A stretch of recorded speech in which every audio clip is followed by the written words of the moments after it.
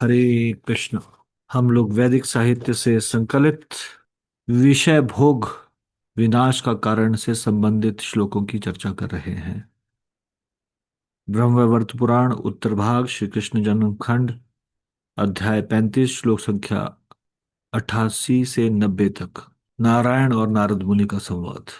को धर्मा किम यशस्तेषां का प्रतिष्ठा च किम तपः किं बुद्धिर्विद्यादानं च परस्त्रीषु च जन्मनः इहाप्यपयशो दुःखं नरकेषु परत्र च वासः प्रहारस्तेषां च ताडनेः कृमिभक्षणेः दुःखबीजं सुखं मत्वा मूढांश्च देवदोषतः परस्त्रीसेवनं प्रीत्या कुर्वन्ति संततम मुदा। अनुवाद। जिसका मन स्त्रियों में लग जाता है उसका धर्म, यश, प्रतिष्ठा, तप, बुद्धि, विद्या और दान निरर्थक हो जाता है। इस लोक में भी अपयश और दुख भोगना पड़ता है तथा परलोक में नरकवास करना पड़ता है, जहां यमदूत प्रहार करते हैं और कीट भक्षण कराते हैं। मूर्ख लोग दैववश दुख के बीज को सुख मानकर प्रसन्नता से परस्त्री सहवास नित्य करते हैं। भगवद गीता दूसरा अध्याय 59वां श्लोक। विषया विनिवर्तन्ते निराहारस्य देहिनः रसवर्जं रसोप्यस्य परम दृष्ट्वा निवर्तते। अनुवाद। देहधारी जीव इंद्रिय भोग से भले ही निवृत्त हो जाए पर उसमें इंद्रिय भोगों की इच्छा बनी रहती है, लेकिन उत्तम रस के अनुभव होने से ऐसे कार्यों को बंद करने पर वह भक्ति में स्थिर हो जाता है। अग्नि पुराण अध्याय 382 श्लोक संख्या 14। यमराज और नचिकेता का संवाद।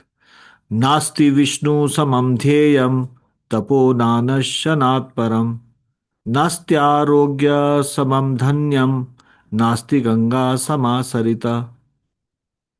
भगवान विष्णु के समान कोई ध्येय नहीं है, निराहार रहने से बड़ी कोई तपस्या नहीं है, आरोग्य से बढ़कर कोई मूल्यवान वस्तु नहीं है, गंगा के समान कोई नदी नहीं है।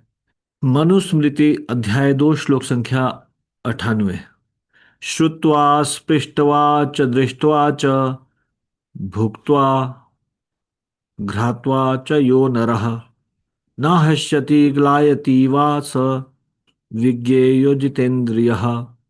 जो मनुष्य सुनकर, छूकर, देखकर, खाकर और सूंघकर न तो प्रसन्न होता है और न उदास होता है, उसे जितेंद्रिय मानना चाहिए। मनुस्मृति अध्याय 4 श्लोक संख्या 134।